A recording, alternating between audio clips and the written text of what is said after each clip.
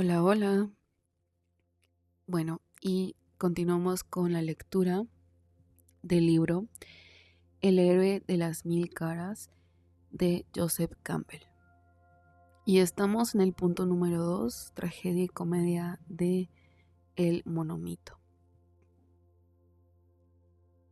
Las familias felices son todas iguales. Las que no lo son tienen su propia manera de infelicidad. Con estas ominosas palabras, el conde León Tolstoy inició la novela de la destrucción espiritual de su heroína moderna, Ana Karenina. Durante las 7 décadas que han pasado desde que aquella perturbada esposa, madre y amante apasionadamente ciega, se arrojó entre las ruedas del tren, terminando así con un acto simbólico de lo que ya había pasado en su alma. Su tragedia de desorientación, un distirambo constante y tumultuoso de novelas, noticias periodísticas e ignorados gritos de angustia se han sucedido en honor al toro demonio del laberinto. El aspecto destructivo, colérico y enloquecedor del mismo Dios que, cuando muestra su bondad, es vivificador, principio del mundo. La novela moderna, como la tragedia griega, celebra el misterio de la destrucción, que en el tiempo es la vida. El final feliz es satirizado justamente como una falsedad, porque el mundo, tal como lo conocemos, tal como lo hemos visto, no lleva más que a un final: la muerte, la desintegración, el desmembramiento y la crucifixión de nuestro corazón con el olvido de las formas que hemos amado. Piedad es el sentimiento que paraliza el ánimo en presencia de todo lo que hay de grave y constante en los sufrimientos humanos y lo une con el ser paciente. Terror es el sentimiento que paraliza el ánimo en presencia de todo lo que hay de grave y constante en los sufrimientos humanos y los une con la causa secreta, como Gilbert Murray ha señalado en el prefacio a la traducción de Ingram Beyer de la Poética de Aristóteles. La catarsis trágica, la purificación o purgación de las emociones del espectador de la tragedia a través de su experiencia de la compasión y el terror, corresponde a una catarsis ritual anterior, la purificación de la comunidad de las corrupciones y venenos del año que acaba de terminar, de los viejos contagios de la muerte y del pecado, lo cual era función de la comedia festiva y de misterio dedicados al desmembrado, Dios toro, Dionisios. El espíritu meditativo se une en el misterio de la obra de teatro, no con el cuerpo que en ella muere, sino en el principio de vida constante que lo albergó por un tiempo y que por ese tiempo era la realidad plasmada en una aparición que corresponde al que sufre y a la causa secreta, en el substratum en el que nuestros yoes se disuelven cuando la tragedia que rompe el rostro del hombre ha partido, destrozado y disuelto nuestra estructura moral. Aparece, aparece, cualquiera que sea tu forma y tu nombre, oh toro de la montaña, serpiente de las 100 cabezas, león de la llama ardiente, oh Dios bestia, misterio, ven.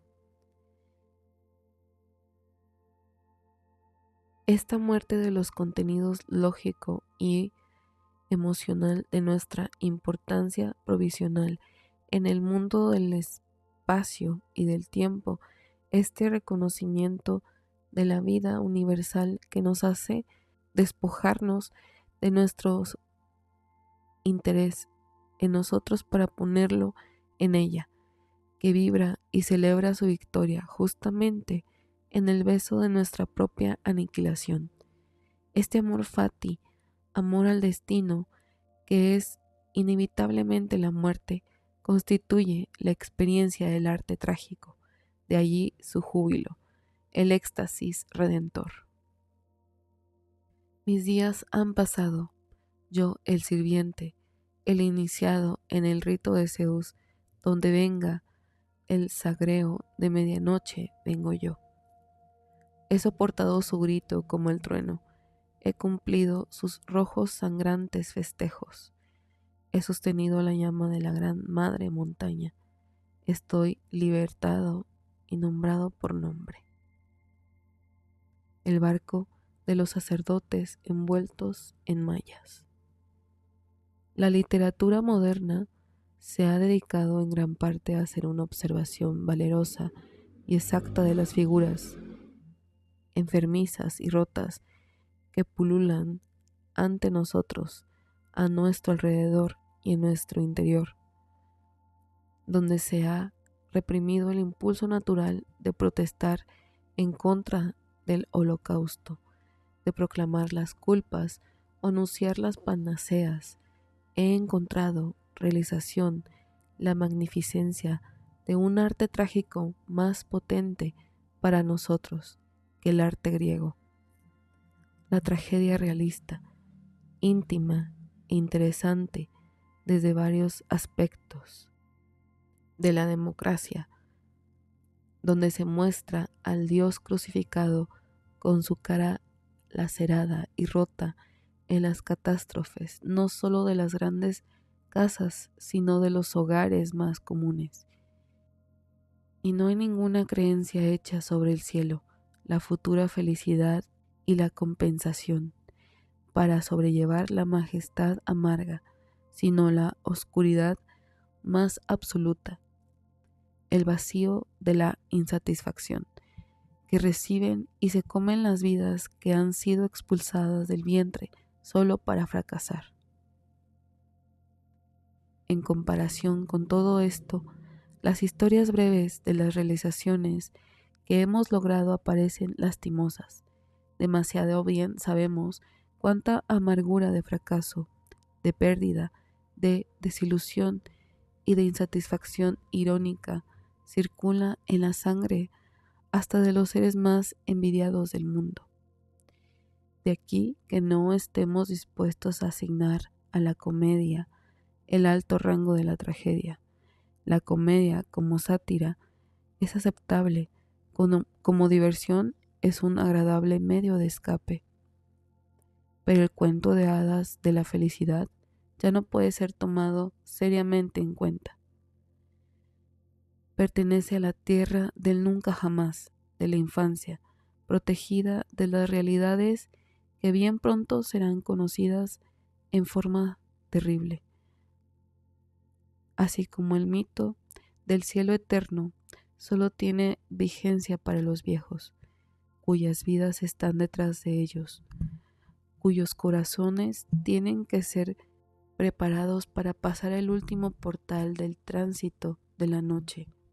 Pero ese serio juicio occidental moderno está fundado en un malentendido. Así como el mito del cielo eterno solo tiene vigencia para los viejos, cuyas vidas están detrás de ellos y cuyos corazones tienen que ser preparados para pasar el último portal del tránsito a la noche. Pero ese serio juicio occidental moderno está fundado en un malentendido total de las realidades representadas en el cuento de hadas, en el mito y en las comedias divinas de la redención. Estas en el mundo antiguo se consideraban más alto rango que la tragedia de verdad más profunda, de realización más difícil, de estructura más sólida y de revelación más completa. El final feliz del cuento de hadas, del mito y de la divina comedia del alma deben leerse no como una contradicción, sino como la trascendencia de la tragedia universal del hombre. El mundo objetivo sigue siendo lo que era, pero como el énfasis ha cambiado dentro del sujeto se nos muestra transformado. Donde antes contendían la vida y la muerte, se manifiesta ahora un ser perdurable, tan indiferente a los accidentes del tiempo como el agua que hierve en un recipiente lo es al destino de una burbuja, o como lo es el cosmos a la aparición y desaparición de una galaxia de estrellas. La tragedia es el rompimiento de las formas y de nuestra unión con ellas. La comedia es el júbilo bárbaro, descuidado e inagotable de la vida invencible. Así, las dos son términos de un solo tema mitológico y de la experiencia que las incluye y en la cual se unen el camino hacia abajo y el camino hacia arriba. Cátodos y ánodos, que juntos constituyen la totalidad de la revelación que es la vida y que es el individuo debe conocer y amar, si ha de sufrir la purgación, catarsis, purgatorio, del contagio del pecado, desobediencia a la voluntad divina, y de la muerte, identificación con la forma mortal. Todas las cosas cambian, nada muere, el espíritu ambula de aquí para allá y ocupa el marco que le place, porque aquello que una vez existió ya no es, y lo que no era ha llegado a ser. Así el enorme círculo de movimiento ha girado una vez más. Solo los cuerpos en los cuales habita este yo eterno, imperecedero, incomprensible, se dice que tienen un fin.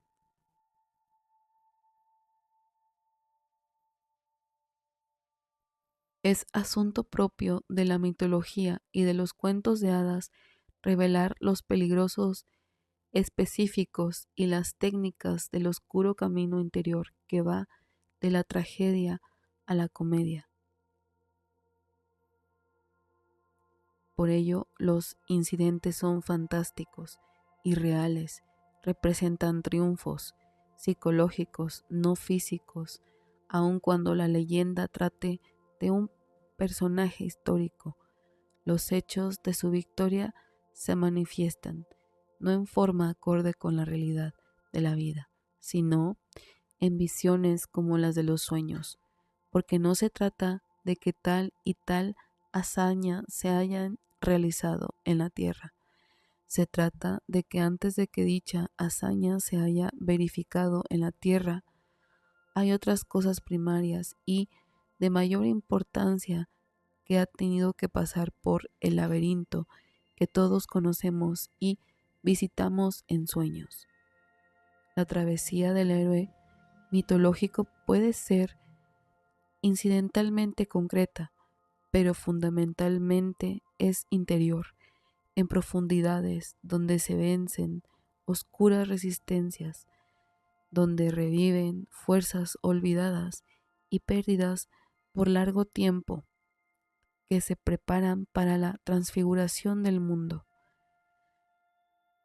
Cuando esta hazaña se realiza, la vida ya no sufre desesperadamente bajo las terribles mutilaciones del desastre ubicuo, agravado por el tiempo, terrible a través del espacio, sino que todavía visible en su horror, con gritos de angustia todavía tumultuosos, queda penetrada con el conocimiento de un amor que todo lo invade y lo alimenta, y con el conocimiento también de su propia fuerza inconquistada, los reflejos de la luz que arde, invisible, dentro de los abismos de su materia normalmente opaca.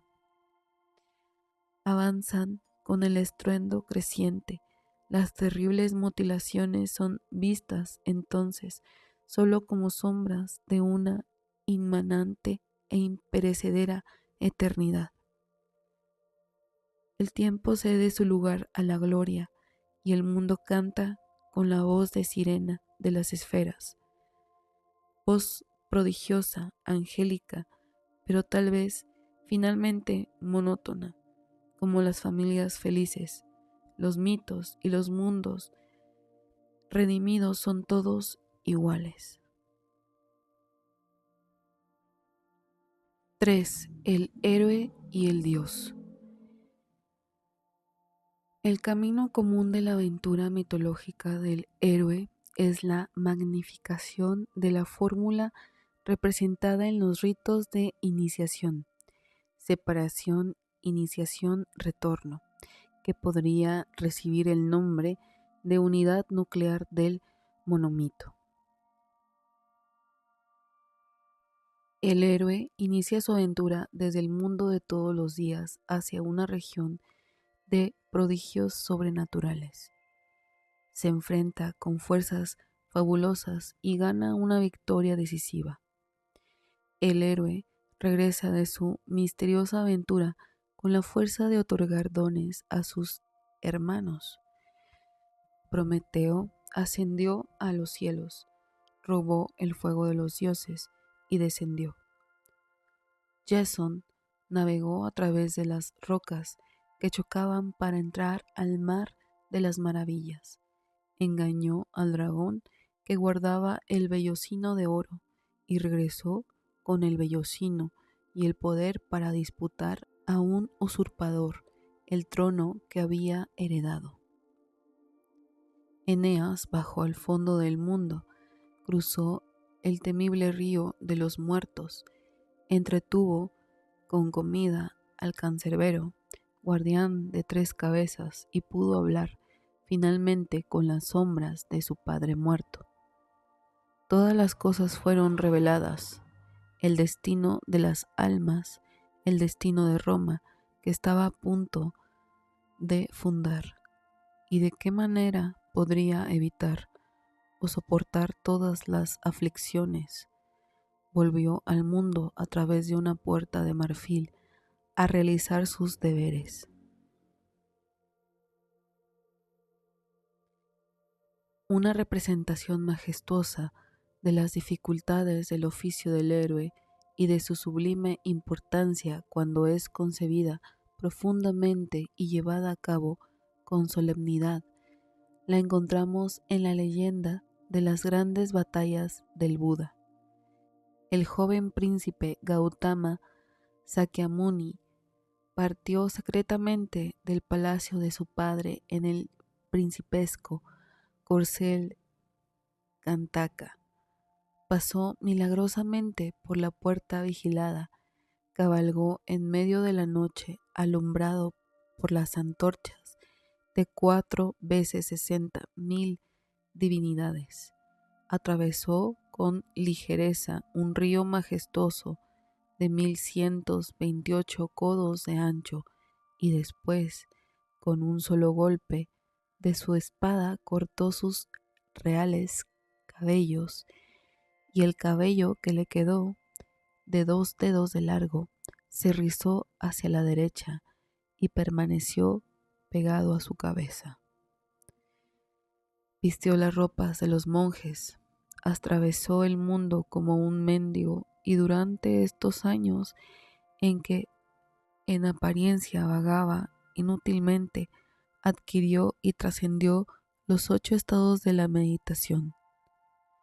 Se retiró a una ermita, sometió sus fuerzas 6 años más a la gran batalla, llevó su austeridad hasta el extremo y cayó en una muerte aparente de la que poco después se recobró. Luego volvió a la vida menos rigurosa del vagabundo asceta. Un día se sentó bajo un árbol. Estaba contemplando la parte oriental del mundo y el árbol se iluminó con las luces que él irradiaba. Una joven llamada Sujata vino y le ofreció arroz con leche en una taza de oro. Cuando tiró la taza vacía en el agua, flotó corriente arriba. Esta fue señal de que el momento de su triunfo había llegado. se levantó y avanzó por un camino que había sido adornado por los dioses y que tenía 1128 codos de ancho. Las serpientes, los pájaros y las divinidades de los bosques y de los campos le ofrendaron flores y perfumes celestiales. Los coros celestiales le dieron su música y los 10.000 mundos fueron invadidos de perfumes, guirnaldas, armonías y aclamaciones, porque él estaba en camino al gran árbol de la iluminación, el árbol Bo, bajo el cual redimiría al universo. Se colocó con firme resolución bajo el árbol Bo, en el punto inmóvil, e inmediatamente se le acercó Kama Mara, el dios del amor y de la muerte. El peligroso dios apareció montado en un elefante y portado armas en sus 1000 manos. Estaba rodeado por su ejército, que se extendía 12 lenguas ante él, 12 a la derecha, 12 a la izquierda, y a su espalda cubría los confines del mundo. Además, tenía 9 lenguas de estatura. Las deidades protectoras del universo huyeron, pero el futuro Buda permaneció inmóvil debajo del árbol. Entonces Dios lo atacó, tratando de romper su concentración. El antagonista envió sobre el Redentor viento huracanado, rocas, truenos y llamas, armas humeantes de acerados filos, carbones ardientes, ceniza caliente, lodo hirviendo, arenas quemantes y profunda oscuridad. Pero los proyectiles se convertían en flores celestiales y en ungüentos por la fuerza de las 10 perfecciones de Gautama.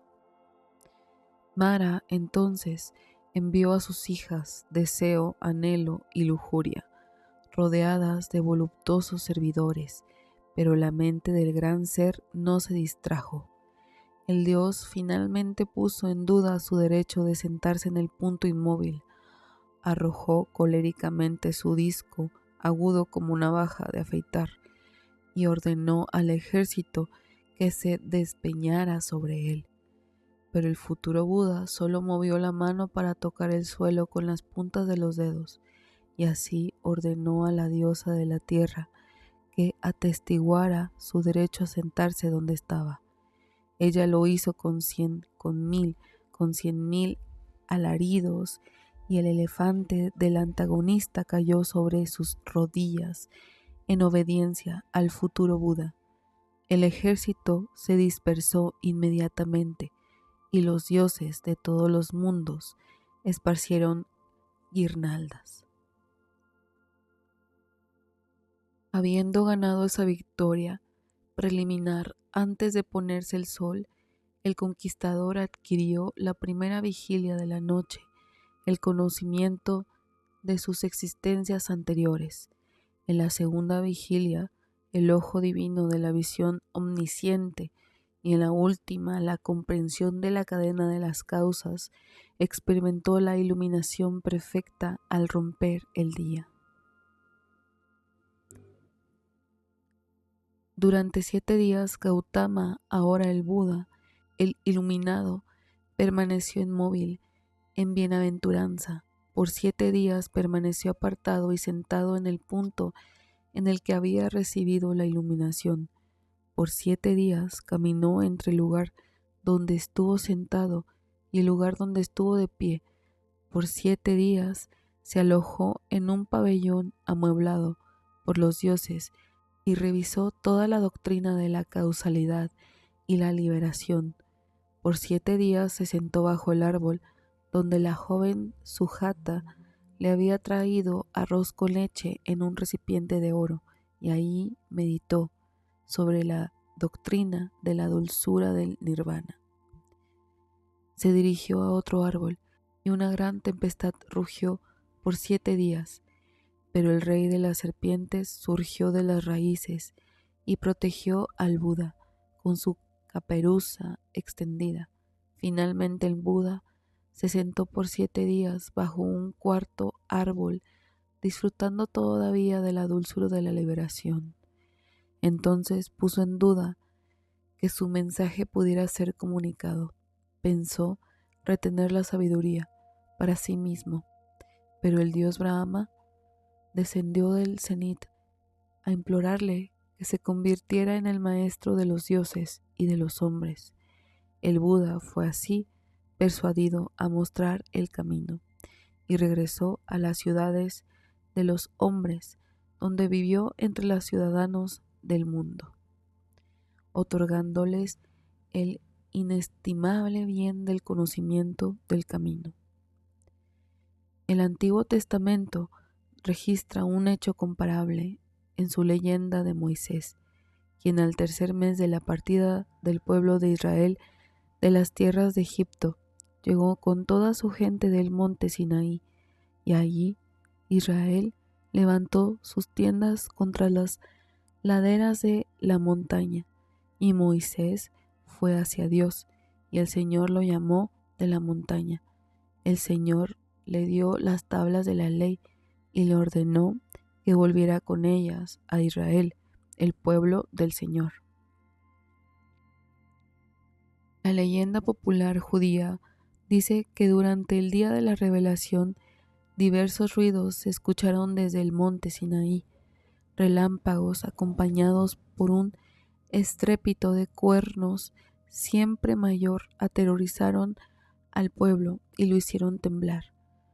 Dios inclinó los cielos, movió la tierra y sacudió el centro del mundo, de manera que las profundidades temblaron y los cielos se atemorizaron.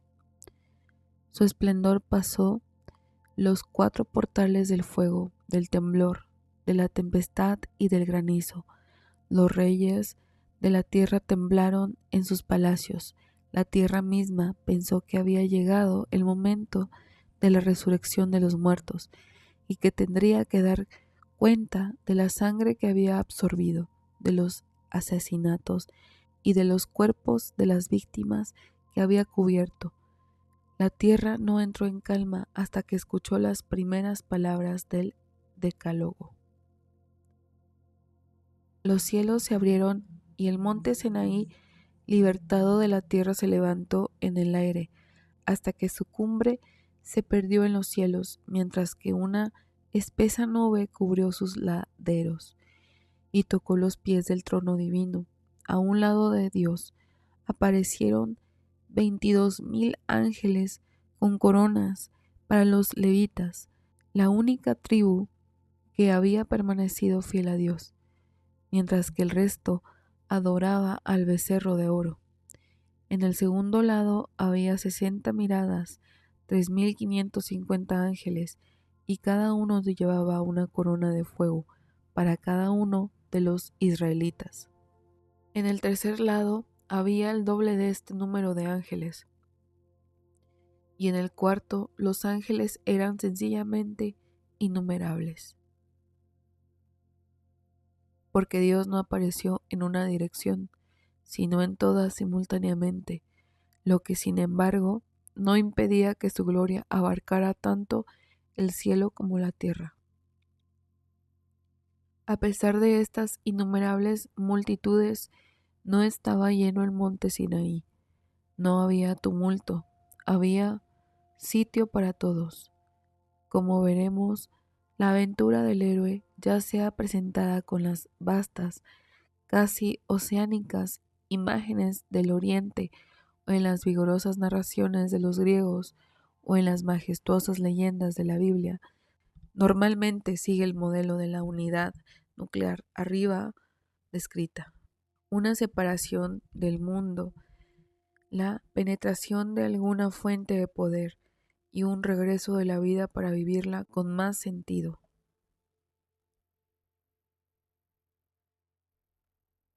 Todo el oriente fue bendecido por el don que les entregó Gautama Buda.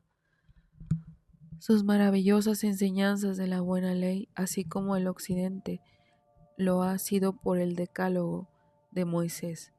Los griegos referían la existencia del fuego, el primer soporte de la cultura humana, a las hazañas trascendentes de su Prometeo, y los romanos la fundación de su ciudad, centro del mundo.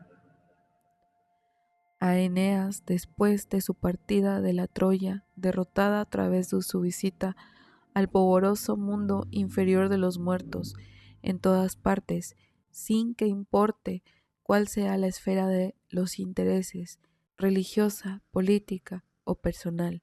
Los actos verdaderamente creadores están representados como aquellos que derivan de una especie de muerte con respecto al mundo y lo que sucede en el intervalo de la inexistencia del héroe, hasta que regresa como quien vuelve a nacer engrandecido y lleno de fuerza creadora, hasta que es aceptado unánimemente por la especie humana.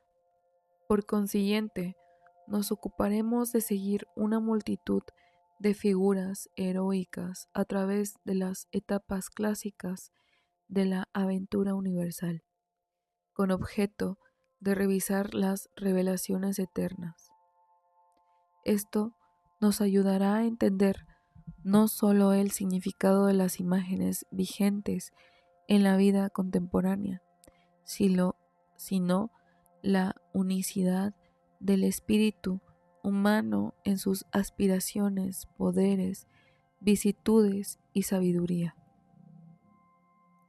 Las siguientes páginas presentarán en forma de una aventura compuesta las historias de los portadores simbólicos y mundiales del destino de todos los hombres.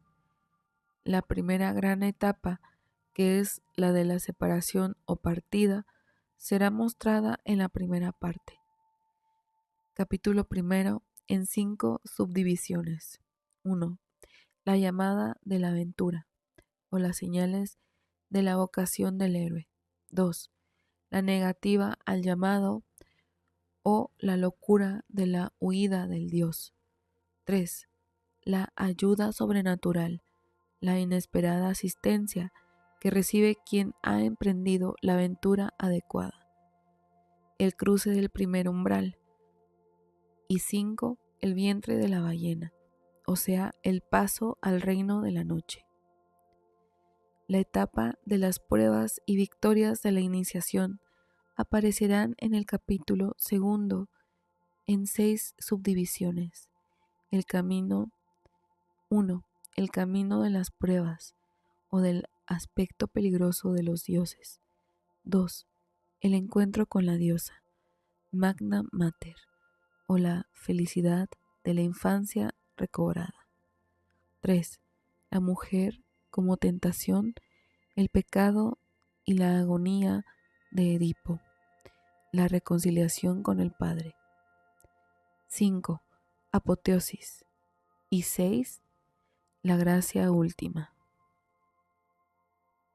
El regreso y la integración en la sociedad, que es indispensable para la circulación continua de la energía espiritual dentro del mundo y que desde el punto de vista de la comunidad es la justificación del largo retiro del héroe, es usualmente lo que ante él se presenta como el requisito más difícil, porque si ha alcanzado como el Buda el profundo reposo de la completa iluminación, existe el peligro de que la bienaventuranza de esta experiencia aniquile el recuerdo, el interés y la esperanza en las penas del mundo, y también que el problema de mostrar el camino de la iluminación a los hombres envueltos en sus dificultades económicas parezca demasiado arduo. Por otra parte, si el héroe, en vez de someterse a todas las pruebas de la iniciación, se ha precipitado a su meta por medio de la violencia, de las estratagema y de la suerte como Prometeo, y ha entregado al mundo la gracia que deseaba, es posible que las fuerzas que ha desequilibrado reaccionen duramente y se ha castigado en forma interna y externa, encadenado como Prometeo en la roca de su propio inconsciente violado. Oh, sí, haciendo una tercera suposición, el héroe regresa salvo y por su voluntad.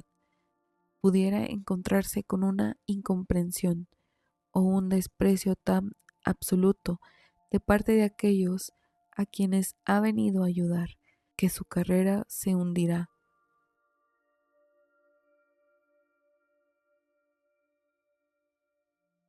El tercero de los siguientes capítulos concluirá el estudio de estas posibilidades bajo 6 subdivisiones. 1.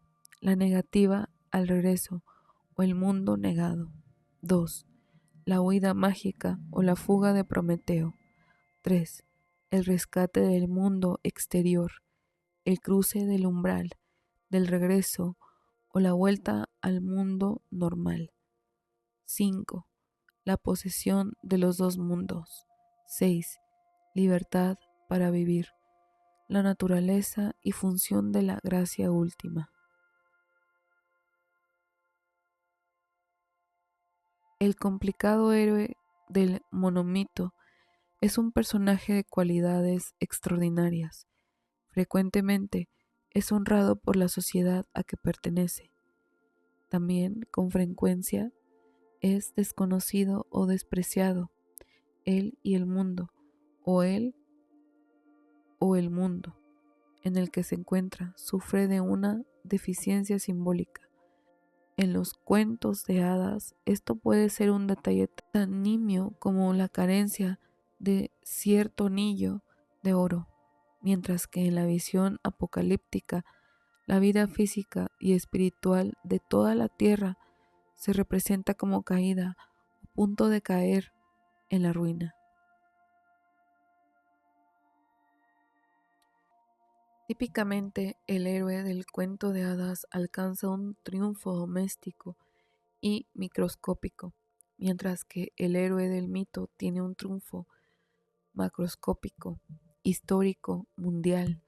De allí que mientras el primero, que a veces es el niño menor o más despreciado, se adueña de poderes extraordinarios y prevalece sobre sus opresores personales, el segundo vuelve de su aventura con los medios para lograr la regeneración de su sociedad como un todo. Los héroes triviales o locales, como el emperador Huang Ti, Moisés o el azteca Tezcatlipoca, entregan su dádiva a un solo pueblo. Los héroes universales, como Mahoma, Jesús, Gautama Buda, traen un mensaje para el mundo entero, ya sea el héroe ridículo o sublime, griego o bárbaro, gentil o judío, poco varía su jornada en lo esencial. Los cuentos populares representan la acción heroica como física. Las religiones superiores dan sentido moral a las hazañas.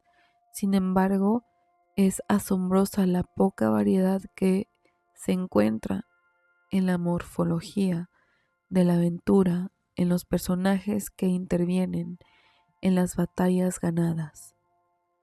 Si uno u otro de los elementos básicos del arquetipo queda omitido de un cuento de hadas, leyenda, ritual o mito, se halla implícito de uno u otro modo.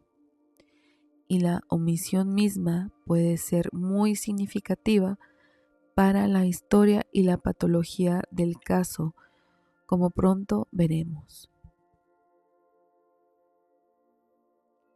La parte segunda, el ciclo cosmogónico, muestra la gran creación y destrucción del mundo que se entrega como revelación al héroe triunfador. El capítulo 1, Emanaciones, trata de la creación de las formas del universo a partir del vacío. El capítulo 2, El nacimiento de virgen es una revisión del papel creador y redentor de las fuerzas femeninas, primero en la escala cósmica como la madre del universo, después en el plano humano como la madre del héroe. El capítulo 3, Transformaciones del héroe, sigue el curso de la historia legendaria de la raza humana a través de sus etapas típicas, con la aparición del héroe en diversas formas, de acuerdo con las necesidades cambiantes de la raza. El capítulo 4, Disoluciones, habla del final previsto, primero para el héroe y luego para el mundo visible. El ciclo cosmogónico se presenta con asombroso paralelismo en los escritos sagrados de todos los continentes y da a la aventura del héroe un giro nuevo interesante, porque ahora aparece que la peligrosa jornada es una labor no de adquisición, sino de readquisición, no de descubrimiento, sino de redescubrimiento. Se revela que las fuerzas divinas buscadas y peligrosamente ganadas han estado siempre dentro del corazón del héroe. Él es el hijo del rey, que ha llegado a saber quién es. De aquí que haya entrado al ejercicio de su propia fuerza, hijo de Dios, que ha sido enseñado a apreciar cuánto significa ese título.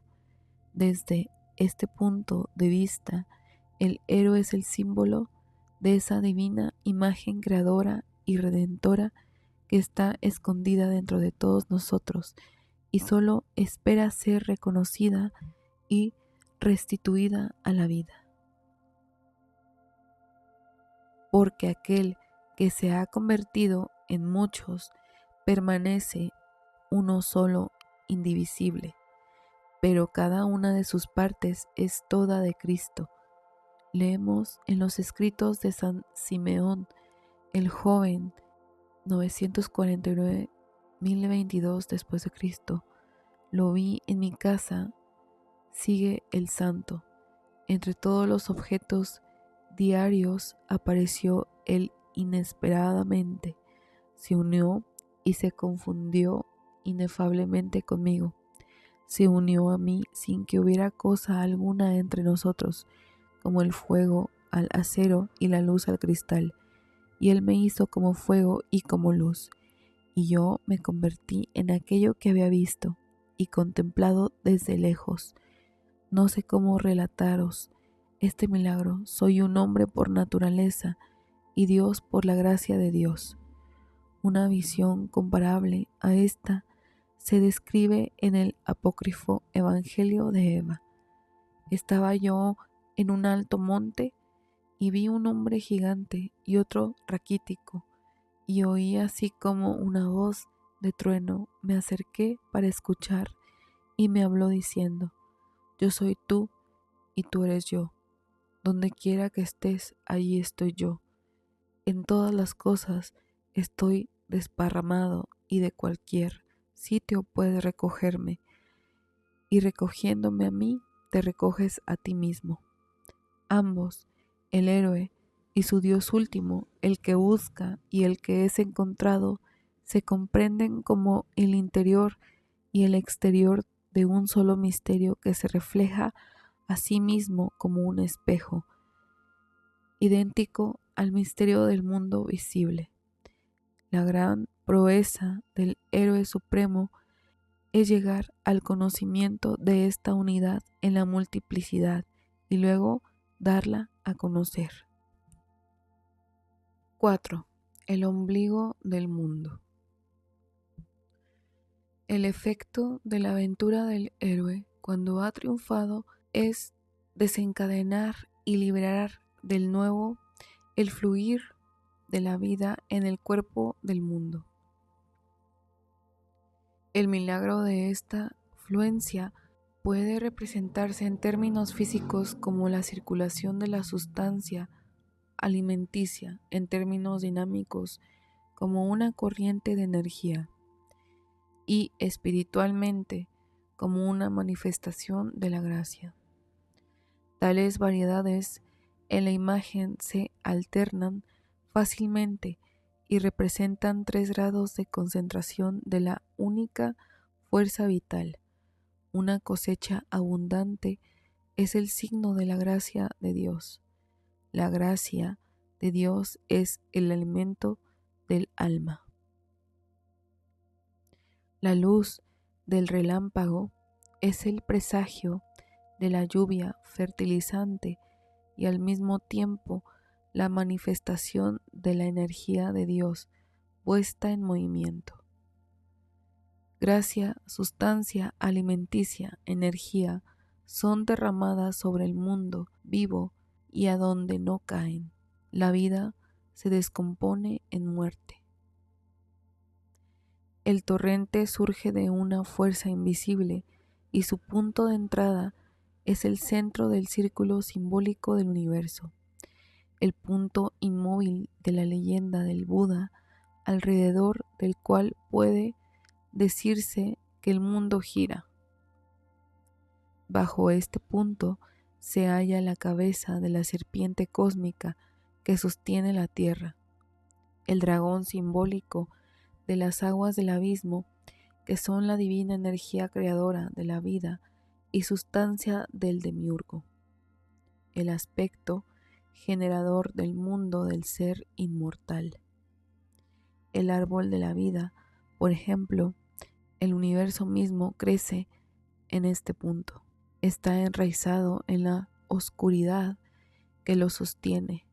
El dorado pájaro del sol vive en su copa. Un arroyo, la fuente inagotable, bulle a sus pies. La figura puede ser también la de una montaña cósmica, con la ciudad de los dioses como un loto de luz sobre su cumbre, y en su base las ciudades de los demonios iluminadas por piedras preciosas, o bien la figura puede ser la del hombre o la mujer cósmicos, por ejemplo el Buda mismo o la diosa danzarina hindú Kali. Sentados o de pie en este punto, o clavados en el árbol, Atis, Jesús y Wotan, porque el héroe, como encarnación de Dios, es el ombligo del mundo, el centro umbilical al través del cual las energías de la eternidad irrumpen en el tiempo.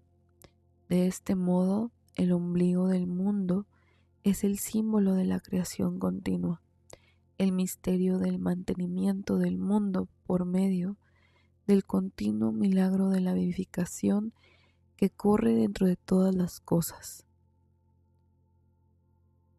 Entre los Pawnees del norte de Kansas y del sur de Nebraska, durante el ceremonial de Jaco, el sacerdote dibuja un círculo con la punta del pie. El círculo representa un nido. Se ha informado que dice el sacerdote y se dibuja con la punta del pie porque el águila construye su nido con sus garras. Aunque estamos imitando al pájaro que hace su nido, hay otros significados de esta acción. Pensamos en Tiragua, haciendo el mundo para que la gente viva en él. Si vais a una colina alta y miráis alrededor, veréis que el cielo toca la tierra por todas partes y dentro de esta envoltura circular vive la gente. De manera que los círculos que hemos hecho no son solo nidos, sino que también representan el círculo que Tiragua ha hecho para señalar el lugar en que vivan los pueblos. Los círculos son también para el grupo emparentado, para el clan y para la tribu. El reino del cielo descansa en las 4 esquinas de la tierra, algunas veces sosteniendo por 4 cariatidades que pueden ser reyes, enanos, gigantes, elefantes o tortugas. De aquí la tradicional importancia del problema matemático de la cuadratura del círculo. Contiene el secreto de la transformación de las formas celestes en las terrenas. El hogar en la casa, el altar en el templo, es el centro de la rueda de la tierra. El vientre de la Madre Universal, cuyo fuego es el fuego de la vida. La abertura en el techo de la casa, o la corona, el pináculo, o la linterna de la cúpula, es el centro o punto medio del cielo. Es la puerta del sol a través de la cual las almas regresan del tiempo a la eternidad. Como el olor de las ofrendas quemadas en el fuego de la vida y elevadas en los ejes del humo ascendente del centro de la tierra al centro de la rueda celestial. Una vez lleno de esa manera, el sol es el recipiente donde come Dios, el cáliz inagotable, colmado de la misma sustancia del sacrificio, cuya carne es alimento y cuya sangre es bebida. Al mismo tiempo, es Él que nutre a la especie humana. El rayo solar que enciende el fuego simboliza la comunicación de la divina energía del vientre del mundo y es de nuevo el eje que une y hace girar las dos ruedas.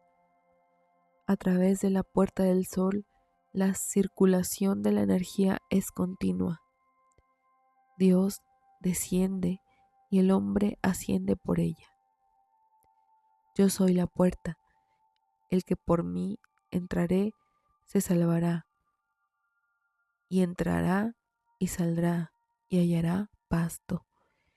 El que come mi carne, bebe mi sangre, está en mí y yo en él. Para las culturas que todavía se nutren en la mitología,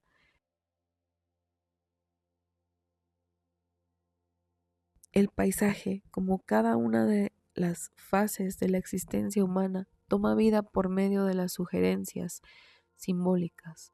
Las colinas y los bosques tienen protectores sobrenaturales y están asociados con episodios populares bien conocidos en la historia local de la creación del mundo.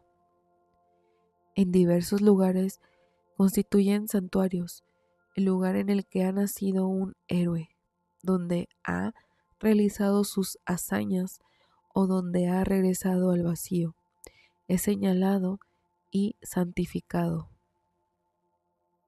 Allí se erige un templo con el cual se significa e inspira el milagro de la centralidad perfecta, porque este es el lugar donde se inicia la abundancia, porque alguien en este lugar descubrió la eternidad.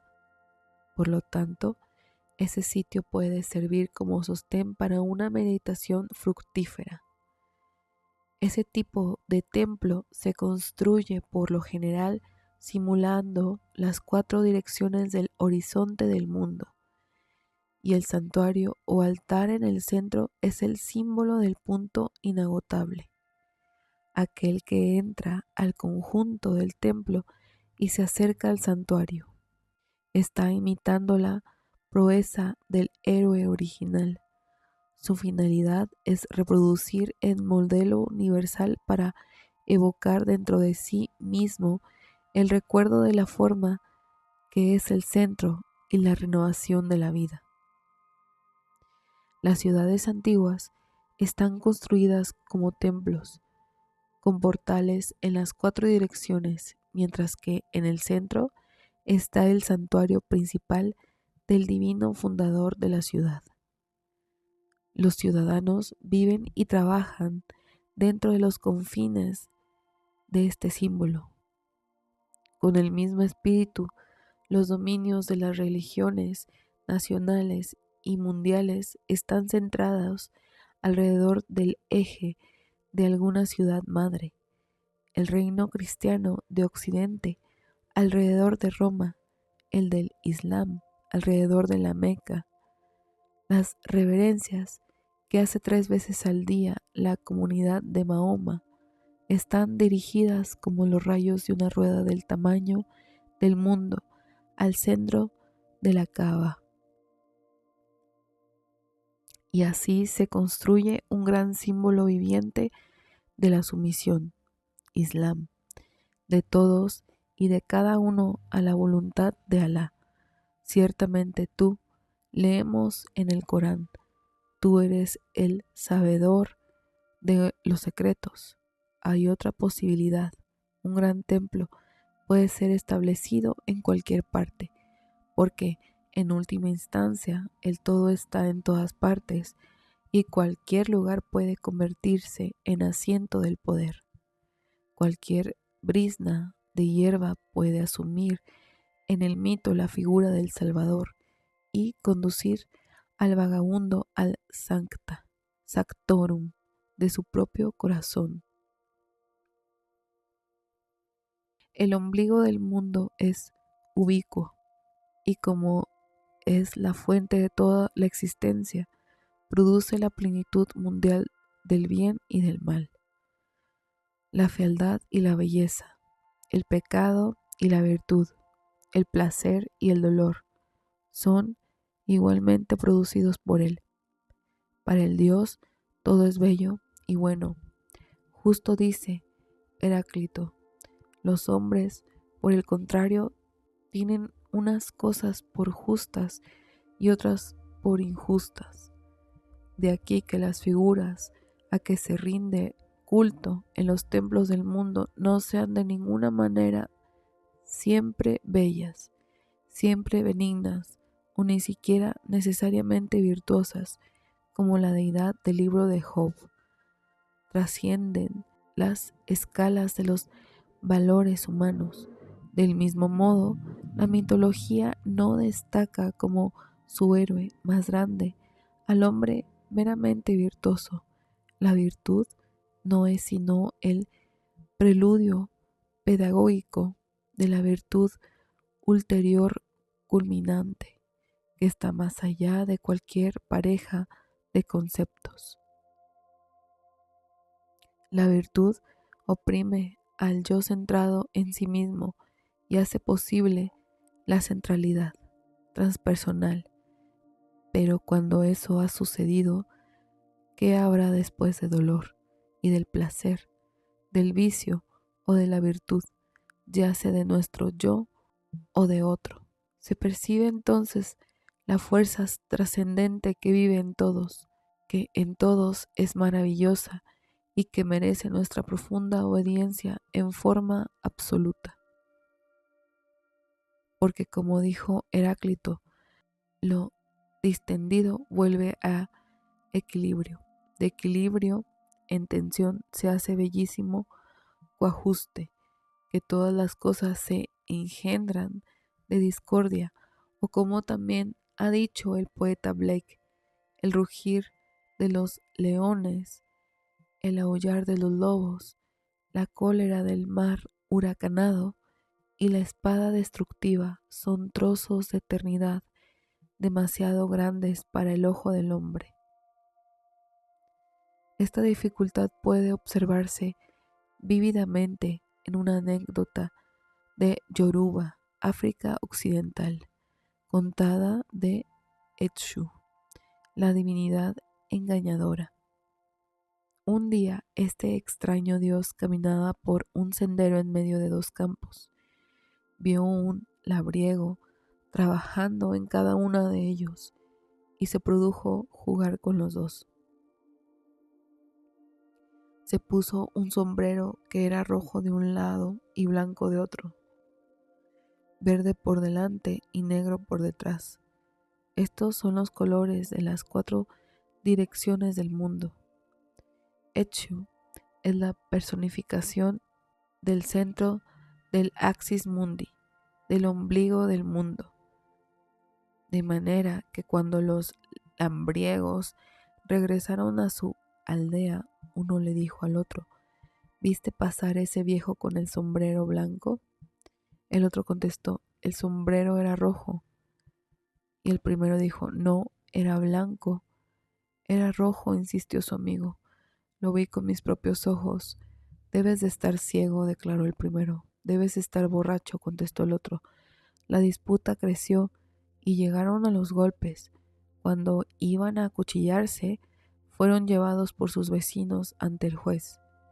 Eshu estaba en medio de la multitud que presenciaba el juicio, y cuando el juez no pudo decidir de qué lado estaba la justicia, el viejo engañador se desenmascaró y expuso lo que había hecho, y mostró el sombrero. No tenía más remedio que pelear. Dijo: así lo quise yo. Sembrar la discordia es mi más grande júbilo. El moralista se llenaría de indignación y el poeta trágico de compasión y temor. La mitología rompe la vida eterna en una vasta y horrible divina comedia. Su risa olímpica no tiene nada de escapista, sino que es dura, con la dureza de la vida misma, que podemos suponer es la dureza de Dios, el Creador. La mitología, en este sentido, hace que la actitud trágica aparezca hasta cierto punto histórica y el juicio meramente moral limitado. Esta dureza se equilibra con la seguridad de que todo lo que vemos no es sino el reflejo de una fuerza perdurable, a la cual no alcanza el dolor. Por eso estas fábulas son despiadadas y no conocen el terror. Están penetradas del júbilo de un anonimato trascendente que se mira a sí mismo en todos los egos combatientes y centrados en sí que nacen y mueren en el tiempo.